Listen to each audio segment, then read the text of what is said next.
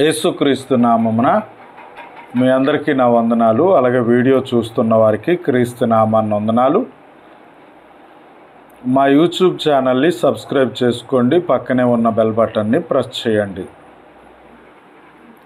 యోబు గ్రంథము 36వ అధ్యాయము. యోబు గ్రంథము 36వ అధ్యాయము 1-2 వచనాలు చదువుకుందాం. మరియు ఏలీహు ఇంకా ఎట్లనెను, కొంతసేపు నన్ను ఓర్చుకొనుము, ఈ సంగతి నీకు తెలియజేసేదను. ఏలయనగా దేవుని పక్షముగా నేనింకను మాట్లాడవలసి ఉన్నది. బాగా వినాలి. ఏలీహు దేవుడు పక్షాన మాట్లాడుతున్న మాటలు అమ్మ అందరూ వినాలి. ఏలీహు అనే భక్తుడు లేక ఏలీహు అనే ఆయన మాట్లాడుతున్నాడు దేవుడు పక్షాన. అమ్మ వింటున్నావా?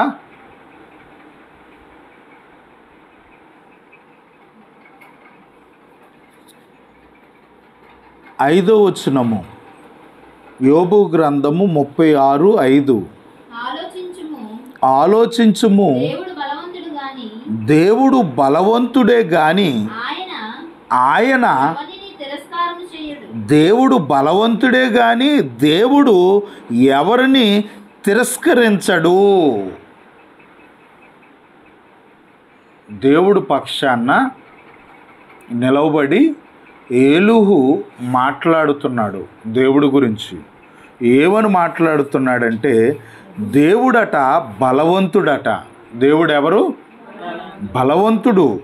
బలవంతుడే కానీ బలవంతుడైన దేవుడు ఎవరిని తిరస్కరించని ఒక మంచి మనస్సు కలిగిన వాడట.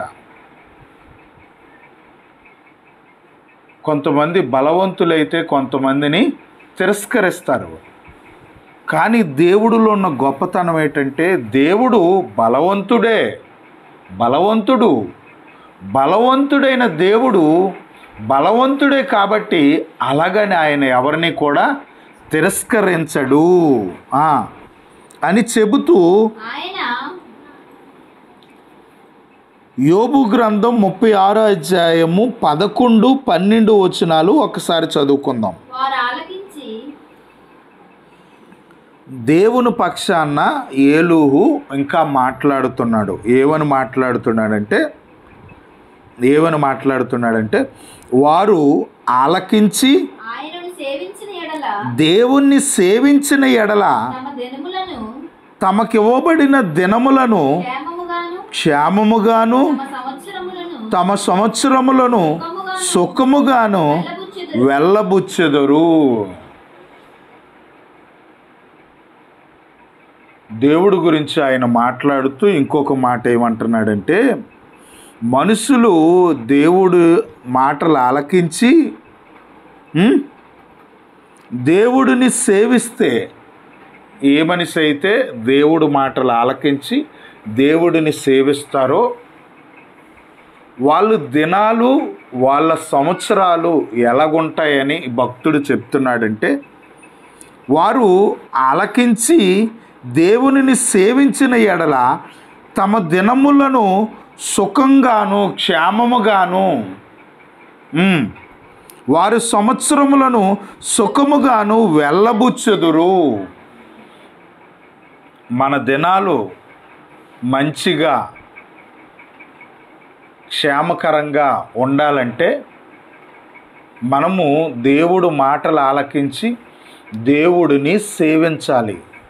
దేవుడు మాటలు ఆలకించి దేవుడిని ఏ మనిషి అయితే సేవిస్తాడో ఆ మనిషి జీవితంలో తనకివ్వబడిన దినాలు తనకివ్వబడిన సంవత్సరాల గురించి ఆయన మాట్లాడుతూ దేవుడు మాటలు ఆలకించేసి దేవుడిని ఏ మనిషి అయితే సేవిస్తాడో అలా సేవించే వారి జీవితాలను దేవుడు ఎంత గొప్పగా చూస్తాడంటే, తమ దినములను క్షేమముగాను తమ సంవత్సరములను సుఖముగా వెళ్ళబుచ్చుకుంటారు. అంటే మన సంవత్సరాలు సుఖంగా ఉండాలంటే, మన దినాలు మంచిగా క్షేమముగా ఉండాలంటే మనం ఏం చేయాలి? దేవుడు మాటలు ఆలకించి దేవుడిని సేవించాలి. ఒకవేళ దేవుడు మాటలు ఆలకించకన్నా విడిచిపెడితే, కింద అంటున్నాడు, ఏమంటున్నారు? వారు ఆలకింపని ఎడల వారు బాణముల చేత కూలి నశించెదరు. దేవుని మాటలు ఆలకిస్తే మనిషికి మంచిది. దేవుని మాటలు ఆలకించకపోతే మానవ జీవితము ప్రమాదంలో పడతాది అని దేవుడు పక్షాన నిలవబడి ఆయన మాట్లాడుతున్నాడు. ఏలుహు దేవుడు పక్షాన నుంచొని ఏమని మాట్లాడుతున్నాడంటే, ఈరోజు చాలామంది దేవుడు పక్షాన నుంచొని మాట్లాడేవారు తక్కువ. కొంతమందికి ఆరోగ్యంగా ఉండేటప్పుడు, బాగా ఉండేటప్పుడు దేవుణ్ణి నమ్ముకోండి, దేవుడి దగ్గరికి రండి అని మనం చాలా సందర్భాలలో చెబుతుంటాం.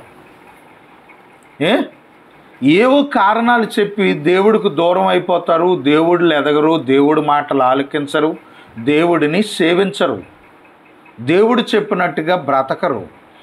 ఒకానొక టైం వచ్చి బాధలు పడి మంచాల మీద హాస్పిటల్లో పడిన తర్వాత దేవుడిని అడుగుతూ ఉంటారు, దేవుడిని వేడుకుంటూ ఉంటారు. మా గురించి దేవుడికి ప్రార్థించమని మనల్ని అడుగుతూ ఉంటారనమాట. మీకు ఒక మంచి మాట చెబుతున్నాను.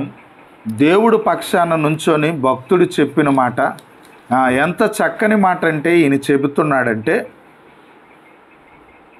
దేవుడు మాటలు ఆలకించేసి దేవుడిని సేవిస్తే మన జీవితాలు చాలా బాగా ఉంటాయి అని చెబుతున్నాడు. ఒకవేళ దేవుడు మాటలు ఆలకించకన్నా దేవుడు చెప్పినట్టుగా బ్రతకకపోతే, అలా ఎవరైతే దేవుని మాట ఆలకించరో, దేవుడిలోకి రారో, దేవుడు మాటలు వినరో అమ్మా, వారు బాణముల చేత కూలి నశించిపోతారు. జ్ఞానం లేకయే చనిపోతారు.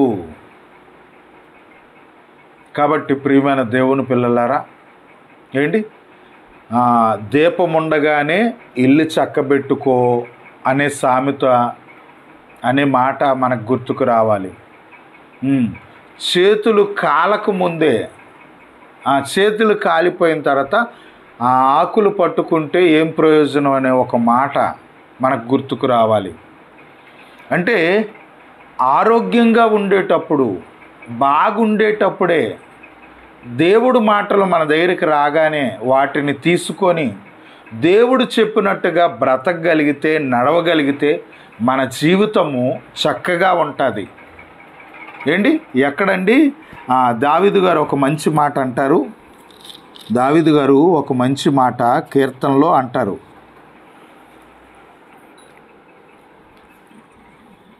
కీర్తనలు గాఢాంధకారపు లోయలలో నేను సంచరించినను. అది ఎక్కడమ్మా? 23వ కీర్తన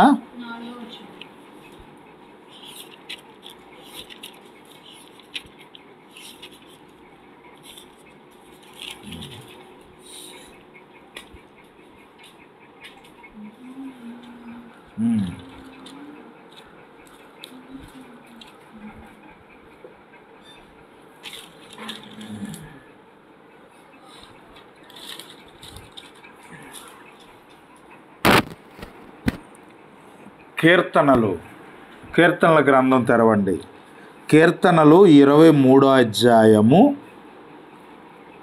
కీర్తనలు 23వ అధ్యాయము 6వ వచనము. కీర్తనలు గ్రంథము 23వ అధ్యాయము 6వ వచనము.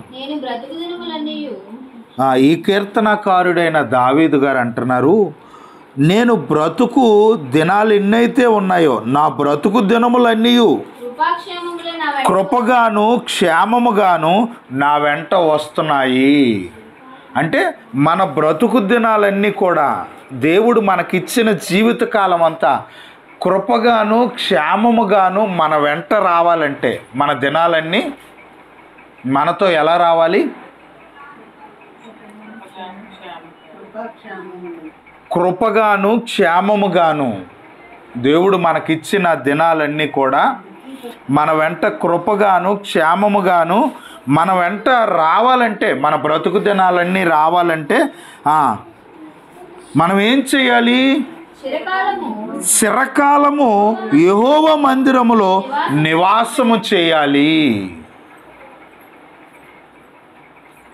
మన బ్రతుకు దినాలన్నీ కూడా మనము జీవించిన జీవిత కాలములో ఎన్ని సంవత్సరాలు అయితే ఉన్నాయో, ఎన్ని దినాలైతే ఉన్నాయో, ఆ దినాలన్నీ కూడా కృపాక్షేమములుగా ఆ దినాలు మారి, ప్రతిదినం కూడా ఎలా మారాలి? కృపగాను క్షేమముగాను మారి మన వెంట రావాలి. ఆ దినాలలో దుర్దినాలుగా మారకూడదు, శ్రమల దినాలుగా మారకూడదు, బాధల దినాలుగా మారకూడదు, కరువు దినాలుగా మారకూడదు, ఇబ్బందికరమైన దినాలుగా మన బ్రతుకు దినాలు మారకూడదంటే మనం ఏం చేయాలి? మన దినాలన్నీ కూడా మన వెంట కృపాక్షేమములుగా మనతో పాటు రావాలంటే మనం ఏం చేయాలంటే ఏంటి? దేవుని మందిరములో మనము జీవించిన కాలం అంతా కూడా బ్రతకాలి, నివసించాలి. దేవుడు మందిరాన్ని విడవకన్నా బ్రతకాలి. ఏంటి? పశువులకు కాపరు ఉన్నాడా? పశువులకు కాపరులు ఉన్నారా? పశువులకు కాపరులు ఉంటే సరిపోదు, మనుషులకు కూడా కాపరులు ఉండాలట. అవునా? బాగా వినాలి. పశువులకు ఎలాగైతే కాపరు ఉంటే ఎంత మంచిదో, మనుషులకు కూడా కాపరు ఉండాలని, ఆ కాపరి స్థానాన్ని దేవుడికి ఇవ్వాలని దావీదు భక్తుడు ఇక్కడ చెబుతున్నాడు. దావీదు ఏమంటున్నాడంటే, యెహోవా దేవుడు నా కాపరి. అవునా? పశువులకి కాపరు ఉండాలి, మనుషులకి కూడా కాపరు ఉండాలి. పశువులకు కాపరిని మనిషిని పెడతారు, మనుషులకు కాపరిగా ఎవరిని నియమించుకోవాలి? ఎవరిని ఎంపిక చేసుకోవాలి? ఎవరిని నిలవబెట్టాలి? దేవుడిని నిలవబెట్టాలి. ప్రియమైన దేవుని పిల్లలారా, అంటే మన బ్రతుకు దినాలన్నీ కూడా కృపా క్షేమముగా మన దినాలన్నీ మన వెంట రావాలంటే, కష్ట దినాలుగాను, ఇరుకుల దినాలుగాను, ఇబ్బందుల దినాలుగాను, బాధపడే దినాలుగాను, ఇలాగా కొన్ని దినాలు మారుతుంటాయి అన్నమాట. అవునా? దానినే బైబిల్ ఏమన్నదంటే దుర్దినములు, దుర్దినము, చెడ్డ దినములు అని బైబిల్ మాట్లాడింది. అలాంటి దినాలు మన జీవితంలో రాకన్నా ఉండాలంటే యోబు గారు ఏమంటున్నారు? యోబు గ్రంథంలో ఏలూహు ఏమంటున్నాడు? ఏలూహు అని ఆయన ఏమంటున్నారు?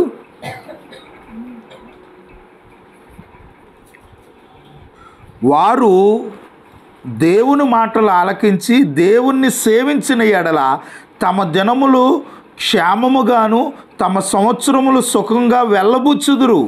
వారు ఆలకింపన ఎడల, ఎవరైతే దేవుని మాటలు ఆలకించరో, దేవునిని సేవించరో, వారు దినాలు ఎలా మారిపోతాయి, వాళ్ళ సంవత్సరాలు ఎలా మారిపోతాయి అంటే వారు బాణముల చేత కూలి నశించెదరు. అప్పటికైనా దేవుడు మనుషులను విడిచిపెట్టడట. అవునా? మనము శ్రమల్లోకి వెళ్ళిపోతాం, బాధల్లోకి వెళ్ళిపోతాం, దుర్దినాల్లోకి వెళ్ళిపోతాము, అనారోగ్యంతో మంచాన్నో హాస్పిటల్లో పడిపోతాము, డబ్బుండి కూడా ఆరోగ్యం తెచ్చుకోలేము, ఆరోగ్యాన్ని ఇచ్చే వైద్యులుండి కూడా ఆరోగ్యాన్ని తెచ్చుకోలేము, మంచి మెడిసిన్ వాడినా కూడా మన వెనకాతల ఎంతమంది ఉన్నా కూడా మనకు ఆరోగ్యం అనేది దొరకదు. అలాంటి టైంలో కూడా దేవుడిని వేడుకుంటే, దేవుడి దగ్గరికి రాగలిగితే, దేవుడికి విధేయులుగా మారి లోబడి జీవించగలిగితే అప్పుడు ఆయన ఎలా చూస్తాడు అని అంటే అక్కడ భక్తుడు అంటున్నాడు, ఏలుహు అంటున్నాడు, 36వ అధ్యాయము 15వ వచనము, శ్రమపడు వారిని ఎవరైతే శ్రమ పడుతున్నారో వారికి కలిగిన శ్రమ వలన ఆయన విడిపించును. శ్రమలలో దేవుడు ఏం చేస్తాడట? వదిలేస్తాడా? వదిలేడు. ఆయనను వేడుకుంటే, ఆయనకు మొరపెడితే, నీవే నన్ను కాపాడగలవు, నాకు అవకాశము దయచేయని ఆయన వేడుకోగలిగితే, శ్రమపడు వారిని వారికి కలిగిన శ్రమల వలన ఆయన విడిపించును. బాధ వలన వారిని విధేయులుగా చేయును. బాధ ఏం చేస్తుందట? బాధల్లో ఉన్నామని బాధపడకూడదు. బాధలు మనకి, ఈ శ్రమలు, ఈ బాధలు, ఈ కష్టాలు మనలను ఎలా మారుస్తాయంటే, అవిధేయతతో ఉన్న మన జీవితాలను ఈ బాధ, ఈ శ్రమ ఎలా మారుస్తుందంటే విధేయులుగా చేస్తుందట. అక్కడ ఎంత మంచి మాట రాయబడిందండి. బాధల వలన వారికి విధేయులుగా చేయును, అంతేగాక బాధలలో నుండి ఆయన నిన్ను తప్పించును. ఇరుకులేని విశాల స్థలమునకు నిన్ను తోడుకొని పోవును. అబ్బా, దేవుడు పక్షాన నుంచొని ఆయన ఎలా మాట్లాడుతున్నాడు? దేవుడు చాలా గొప్పోడు, చాలా ఉన్నతమైన వాడు. ఆయనను నమ్ముకుంటే, ఆయనలో ఎదిగితే, ఆయన చెప్పినట్టుగా బ్రతికితే, మానవ జీవితాలలో దేవుడు మనిషికిచ్చిన ఆ కాలం ఏదైతే ఉందో, ఆ సమయం ఏదైతే ఉందో, ఆ బ్రతుకు దినాలు ఏవైతే ఉన్నాయో, ఆయన జీవించిన సంవత్సరాలు ఏవైతే ఉన్నాయో, అవన్నీ క్షేమముగాను సుఖంగాను దేవుడు మారుస్తాడు. దేవుడు మాట వింటే, దేవుడిని సేవిస్తే, దేవుడు మనిషిని విడిచిపెట్టడు, బాగా చూసుకుంటాడు. అంతేకాదు, ఆయన ఎంత మంచోడంటే, శ్రమ పడుతున్నప్పుడు ఎవరైతే శ్రమపడి వారు బాధపడుతుంటారో వారికి కలిగిన శ్రమలను దేవుడు